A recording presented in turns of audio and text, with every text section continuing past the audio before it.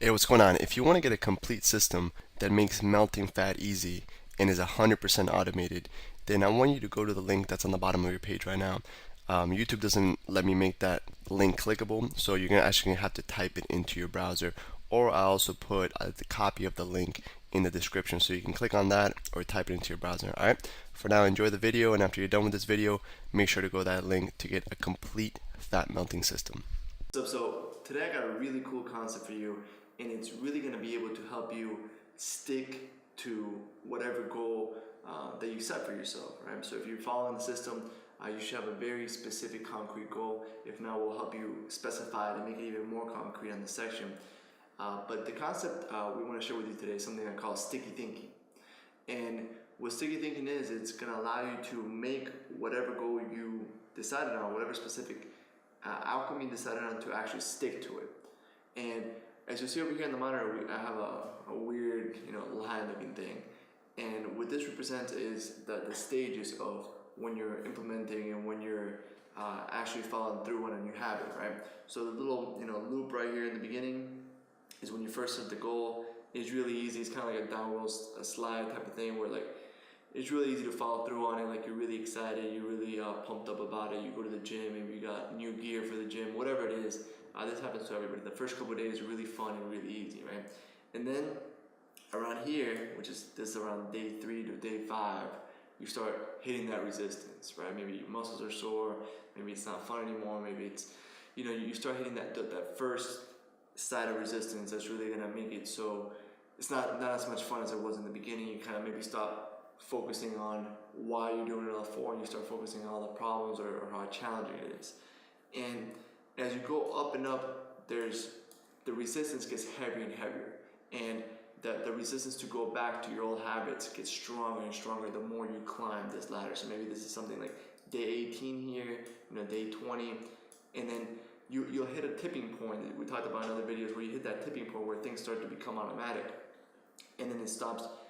You literally go downhill, and it becomes ingrained in you. You become conditioned, and it just becomes who you are. And now it starts requiring less and less willpower to take that same action, whether it's do the 12-hour rule, do your morning walk on an empty stomach, whatever specific action step you want to condition and make automatic. This is the steps that you're going to go through. And having this graph and just knowing that, okay, around day 3 I'm going to hit some resistance, and expecting it, really helps you to objectify the problem and be able to overcome it. So the concept of today as sticky thinking is really going to use external motivation to overcome this area right here. When you start having that super resistance, you're climbing more and more and you're doing the same action steps, this concept is really going to help you to shatter that and follow through and push through that so you can get all the benefits, which are right here. Most people, they quit somewhere along here, and then they have to start over. You continually have to start over. So it's better to just get it over with, do it once, and get that habit ingrained in you so you don't have to keep going through the hardest part over and over. So the first step of sticky thinking is getting a very specific and concrete goal. So Jason, why don't you tell me a common goal that you hear someone that you're coaching tell you? Yeah, I mean, the biggest problem, like Alex said, is that you have to be goal oriented. So most of the time, you'll hear people that come in, or they'll say, "I want to get in shape," or "I want to get fit," or "I want to be healthy." So let's take that one. They get in shape, right? So let's say I go to you and I say, okay, I want to get in shape. What would you tell me? How would you make that more specific and more concrete? I mean, the first thing I'm asking is what is get in shape? I mean, get in shape, there's a million different definitions for it. Yeah. So I asked them, I'm like, what is get in shape? And for you, is you have to ask yourself, what does get in shape mean? What does it mean you can do? What does it mean you are? What does it mean everything for you? How do you know when you're in shape? It's a great question to ask. It's a really good question. And getting in shape can mean it's relative to the person. So for you have to decide what does get in shape mean. So if going from a size 38 to a size 32 waist is getting in shape, that's getting in shape for you. Or is it being able to run a mile in under 8 minutes? Or is it being able to do this activity quickly? Or is it a combination of all those? So you have to put in you have to write down or know the definition to what is getting in shape, or what does it mean for you to be in shape. Yeah. So if we want to be in shape, one of the best things to do is to set a very concrete number for that. So by concrete, I mean something that's abstract is not verifiable. Something that's concrete is either going to be a number or an event, right? Exactly. So maybe an event is, you want to go to the beach and take your shirt off and feel good, and it's an event. It's something that you can verify. It's like, okay, on July 1st, I'm going to take my shirt off, go to the beach, and I'm going to have a six-pack. Or on this day, on July 1st, I'm going to step on the scale and it's going to say 190 pounds. Or on July 1st, I'm gonna run a mile under 7 minutes, or whatever your specific concrete goal that you're gonna set is, right? And you want to detail it as much as possible. I mean, you want this to be detailed like crazy. The more detailed, the better. Just like I was just saying, the more numbers and everything. That means you know exactly what you want, and that's what we want for you to have it in your head and be goal oriented. Know exactly what you want, what it means for you to be in shape. Yeah, because once you're very specific, I don't know if you've ever had the experience of when you get a new car, or you buy anything new, you start seeing it everywhere around you, right? So maybe let's say you get like a new BMW, you start seeing that BMW everywhere, and what that is a part of your brain called the reticular activation system that gets triggered, and it starts seeing all the BMWs. So the same thing's gonna happen when you're very specific and you're very clear on your vision, what you want, you're very concrete on your goal. You start seeing and spotting all these opportunities everywhere to get you significantly closer to that goal. So that's why it's so important to be crystal clear, because your brain unconscious starts spotting all these ways to get closer. So if your goal is to weigh 190 pounds, then you'll start seeing all these new opportunities that maybe we can't even spot because it's specifically for you. Maybe you start seeing, okay, something that's going to get me closer to there is on my way to work. There's this great place. I'm gonna stop there and create a new ritual for myself to work out or to eat, or you change the locations to where you eat lunch. So you start spotting all these opportunities to get you closer to your goal based on all these principles that you're learning inside of the program. So the first thing is that get crystal clear on your vision, make a very specific concrete goal, put a date on it, and that's what you would actually put on your six-pack piece of paper. And this is another thing we're adding to our six-pack paper. On top of just having that paper, now we're going into more detail on exactly how you're going to use it. We have our exact definition of what get in shape is, or whatever your goal is, and now this is another tool, and I believe it's one of the most valuable tools to sticking to it, and that's why we call it sticky thinking. It's going to make you stick to that goal and make it accomplishable. So let's get to the sticky part. So now you have a very concrete, specific goal, right? So let's say it's weigh 190 pounds by X date. Now what I want you to do is decide what one action is going to get you closer to that goal than everything else. We talked about the 80-20 rule earlier as well, where they're saying that few actions give you the biggest yield. One of the 80-20 principles we gave you is the morning walk.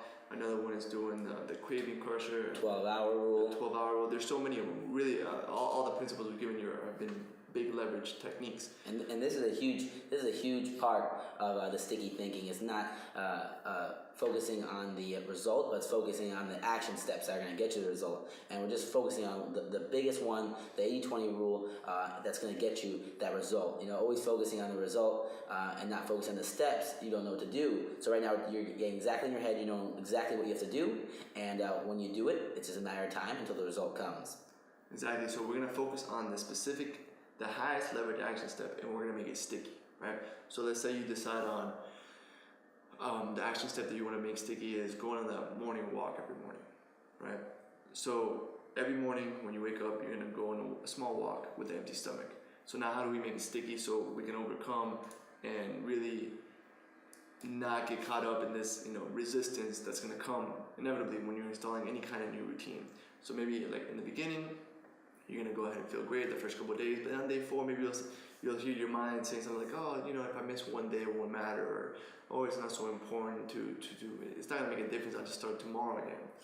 What we want to do is create it so, yeah, it might not be a big deal, but if I don't do it, I'm going to owe my friend $100, right? So that's kind of an example of making it sticky. We're going to use external motivation to make it inevitable for you to make it through this resistance part so you can get to all the benefits of once it actually becomes a habit down here.